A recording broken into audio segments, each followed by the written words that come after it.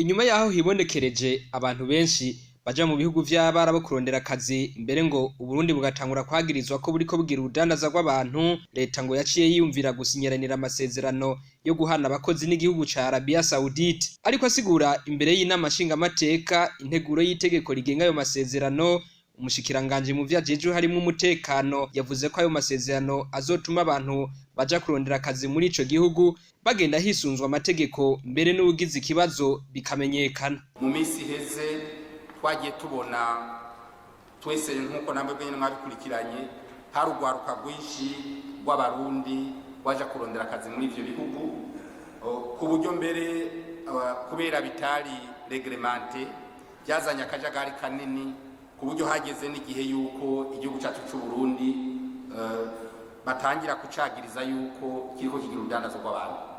Nico catumye rero leta y'u Burundi yumvira ko hobaye amasezerano, bashiki bacu n'abasaza bacu na bene wacu bagiye muri ivyo bihugu bagende hariho amategeko yisunzwe kugira ayo mategeko ashobore kubakingira, maze yongera akingire n'akazi bakora, hamwe n'ugize ikibazo tumenye uko yagize ikibazo, hanyuma tumenye n'ukuntu ashobora gutahanwa mu gihe yagiriye ikibazo.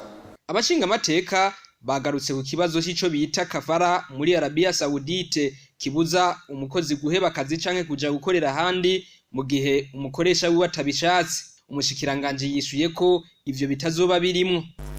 Ikibazo ca mbere cabajijwe na Honorable Sylvestre kandi cagumye kigaruka kenshi kijanye n'iyo systeme bita kafara ivuga yuko umukozi atava hasanzwe akorera atarekuwe umukoresha wiwe.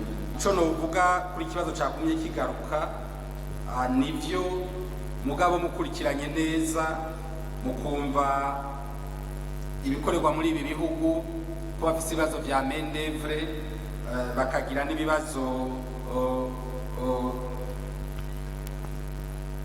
nibaza yuko tukaba tuzi ko ari abantu benshi baba mu gihugu ca Uganda, mu gihugu ca Tanzania, mu gihugu ca Kenya, aho nshatse kuvuga bo muri aka karere.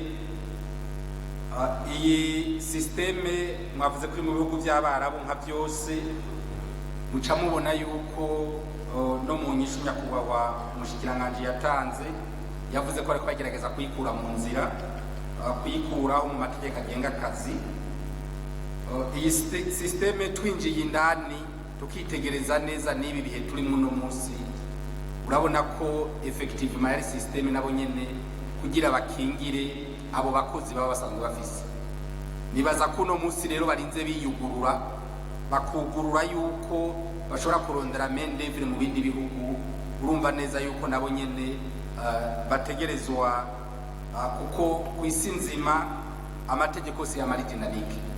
Uno munsi rero bagize ouverture bakakira abarundi bakakira abandi bavuye mu bindi bihugu, nibaza ko nabo nyene bategerezwa kuyajista kugira vy'ukuri izo main d'œuvre baronka nabo zitunganirizwe zikore neza. Umushinga amateka Pamphile Marayika wabona ko ahubwo leta yoshiraho imigambi minini ituma urwaruka ruronka akazi bakareka kuja gukorera mu bindi bihugu, kuko ngo izo nguvu nizo zituma igihugu gitera imbere. Ibihugu musanze guteza imbere na bene vyo ibintu vyerekana ko igihugu kigo cyatera imbere harimo l'utilisation maximale ya main d'œuvre y'ico gihugu kugira naho bafeza recours à une main d'œuvre étrangère. Rero mu gihe tuko turarungika biwacu hanze muruka ko haba hari hagahaze nkuko mbose kurwanya umugambi mugabo umuntu arumva ko menga habarimo no kuja guteza imbere cyane bose ivyo bindi bihugu. Ndavuga nti rero leta ariko kuraba ukuntu igwiza ibikorwa bikomakomeye do grand projet zishobora kumaintenir la main d'œuvre mu gihugu kugira ngo ahubwo turondere abandi baza guteza imbere igihugu cyacu. Nofata nk'akarorero mu chemin de fer, hariho navuga ko iramutse ikozwe ko ushobora kwangaje nk'abantu barenga ibihumbi nka 200. Ijya exploitation du nickel turabona ko ushaka kuhakaze abantu barenga ibihumbi 100.